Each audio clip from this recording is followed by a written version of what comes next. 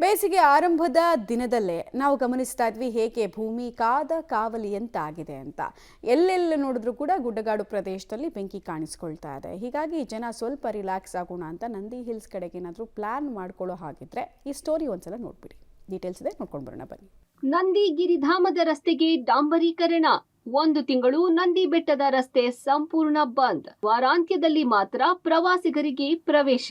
ಹೌದು, ಪ್ರೇಮಿಗಳ ಪಾಲಿನ ಪ್ರೇಮಧಾಮ, ವಯೋವೃದ್ಧರ ಪಾಲಿಗೆ ಆರೋಗ್ಯಧಾಮ, ಮಕ್ಕಳ ಪಾಲಿಗೆ ಆಟದ ಮೈದಾನ, ವಿಶ್ವವಿಖ್ಯಾತ ನಂದಿ ಗಿರಿಧಾಮ.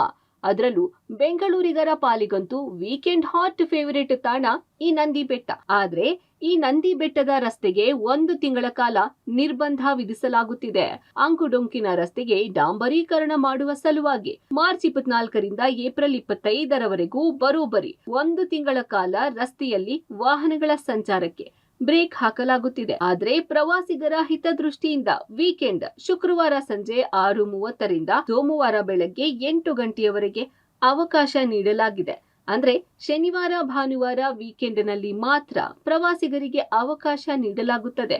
ಹೀಗಂತ ಚಿಕ್ಕಬಳ್ಳಾಪುರ ಜಿಲ್ಲಾಧಿಕಾರಿ PN ರವೀಂದ್ರ ಆದೇಶ ಹೊರಡಿಸಿದ್ದಾರೆ. ನಂದಿ ಬೆಟ್ಟದ ರಸ್ತೆ ಇದೆ, ಆ ರಸ್ತೆಯನ್ನ PWD ವತಿಯಿಂದ ಡಾಂಬರೀಕರಣವನ್ನ ಮಾಡ್ತಾ ಇದ್ದಾರೆ. ಬಹಳಷ್ಟು ತಿರುವುಗಳು ಬರ್ತವೆ. ವೆಹಿಕಲ್ ಗಳನ್ನ ಈ ಸದ್ಯಕ್ಕೆ ಈಗ ನಿರ್ಬಂಧ ಮಾಡಿದೀವಿ. ಡಾಂಬರೀಕರಣ ಮಾಡಬೇಕಾದ್ರೆ ಕೆಲಸ ಬೇಗ ಮುಗಿಬೇಕು ಅಂತ ಹೇಳ್ಬಿಟ್ಟು ಶುಕ್ರವಾರ ಸಂಜೆ 6:30ರಿಂದ ಪ್ರವೇಶ ಇರುತ್ತೆ. ಶನಿವಾರ ಇದೆ, ಭಾನುವಾರನೂ ಕೂಡ ಇರುತ್ತೆ, ಮತ್ತೆ ಸೋಮವಾರದಿಂದ ಹೇಗೇನು ಶುಕ್ರವಾರ ತನಕ ಕೂಡ ನಿರ್ಬಂಧ ಇರುತ್ತೆ.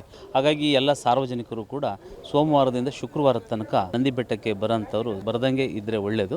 ಅಂದಹಾಗೆ ನಂದಿ ಬೆಟ್ಟದ ತಪ್ಪಲು ಬೆಟ್ಟದ ಕ್ರಾಸ್ನಿಂದ ಬೆಟ್ಟದ ಮೇಲ್ಭಾಗದವರೆಗೂ ಸರಿಸುಮಾರು 7.25 ಕಿಲೋಮೀಟರ್ ದೂರದ ಅಂಕುಡೊಂಕಿನ ರಸ್ತೆ ಅಲ್ಲಲ್ಲಿ ಹಾಳಾಗಿದ್ದು, ರಸ್ತೆಗೆ ಸಂಪೂರ್ಣವಾಗಿ ಮರು ಡಾಂಬರೀಕರಣ ಮಾಡಬೇಕಾಗಿದೆ. ಹಾಗಾಗಿ ಮುಂಜಾಗ್ರತಾ ಕ್ರಮವಾಗಿ ವಾರದಲ್ಲಿ 5 ದಿನಗಳ ಕಾಲ ಅಂದ್ರೆ ಸೋಮವಾರ, ಮಂಗಳವಾರ, ಬುಧವಾರ, ಗುರುವಾರ ಹಾಗೂ ಶುಕ್ರವಾರ ವಾಹನಗಳ ಸಂಚಾರ ಬಂದ್ ಮಾಡಲಾಗುತ್ತಿದೆ.